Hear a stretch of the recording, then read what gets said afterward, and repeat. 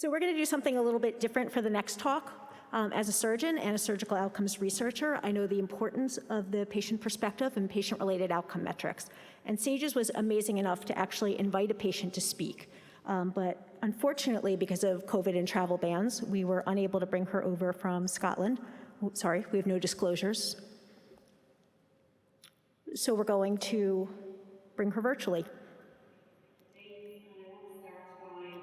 Giving a special thank you to SAGES and in particular Deborah Keller for allowing the patient's voice to be represented today at your Congress. I do believe it is the first time that a patient has presented, and for that reason I'm truly grateful. My only other wish was that I was here with you today to enjoy the experience live.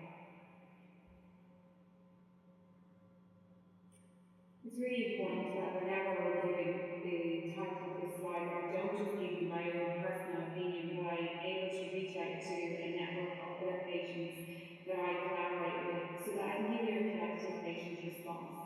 To that end, I'd like to introduce you to the Patient Liaison Group. We are part of the Association of Coloproctology, and we make up 8 individuals. We are a professor, a mental health first aider, an MPE, a GP, a scientist, marketeers, business owners, co-authors, published authors, peer reviewers, principal investigators, and ex-clinic managers. We are unique, but we're not different. We've all had abdominal wall surgery. We've experienced bowel obstructions, chemotherapy, radiotherapy, hernia repairs, proctectomies, babies with stomas, reoccurrences, and stoma creation. And what we were talking about was early discharge, and in particular, the 23-hour colectomy, which seems to be something that surgeons are excited about, but patients seem to be left out of the decision. I wanted to bring up this discussion that was on social media a couple of weeks ago. I'm sure I'm not going to be the only one to bring it up, but I'm bringing it up from the patient's perspective. When Ramon Mendez and his colleagues put on Twitter about a paper that had been published about laparoscopic colorectal surgery and discharge within 24 hours and who was at risk of readmission. Now, this is something that generated a lot of discussion on Twitter, and I think Linda Tutti's meme there summed up the responses of the patients, and it's really important that you hear the patient's point about this. So, although there was a lot of people who thought it was a good thing in theory, but in practice it would be something else, and there was other people who were fans of the rapid discharge process, but also thought that 24 hours was really, really scary. Others thought it was an awful idea, and others questioned the motives of who was the beneficiary here. And for me personally, I am a fan of rapid discharge, but when in 2006, when I had my stoma created for ulcerative colitis, there's no way I would have considered needing to be exited from that hospital early because of the impact of having this major surgery had on me mentally and physically. Point in time, surgery then for me meant that I was also getting a break in the hospital. So please don't rush me out. I've got really small kids to go back to. So, but now where I am right now, I'm about to have in 3.5 weeks my final stage of my surgery, a proctectomy done under a new robot.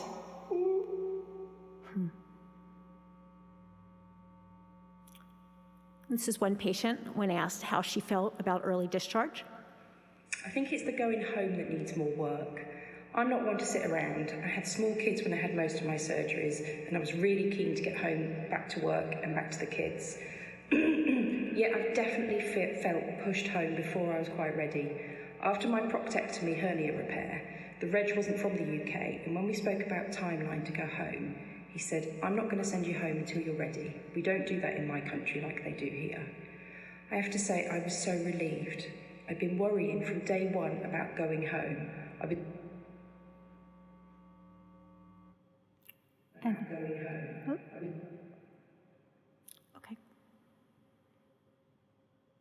Very worried about the ERAS is it's day 4, go home, that's what it says here. It must be an individual decision. It must be worked out with the patient in mind. However, I will mention that I went home on Friday. Discharge on a Friday is a nightmare. I felt so vulnerable because I couldn't raise any stoma care. district nurse over a weekend, and so you feel very, very alone. So please really think hard about Friday discharge. Also, let it be a team decision. And two others, a practitioner who is a surgeon herself and another patient, saying that early discharge is something that is not something that they could support, and they want to make sure that the doctors are really concerned about them and them coping at home, and another where ERAS isn't even uniformly applied.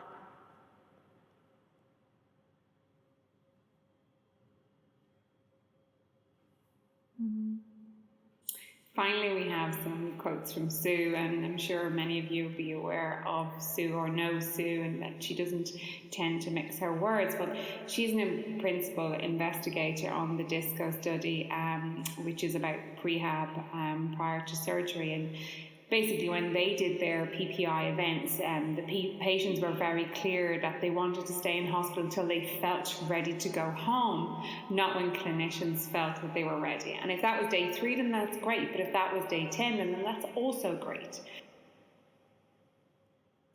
And thank you on behalf of the Association of Coloproctology of Great Britain and Ireland Patient Liaison Group.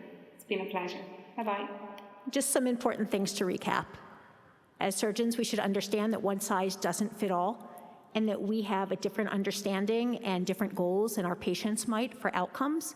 Extremes of enhanced recovery and early discharge aren't suitable for everyone, and we have to consider problems that they may have after discharge and the system that's actually in place of getting them back if there are problems. So thank you, and thank you for considering this.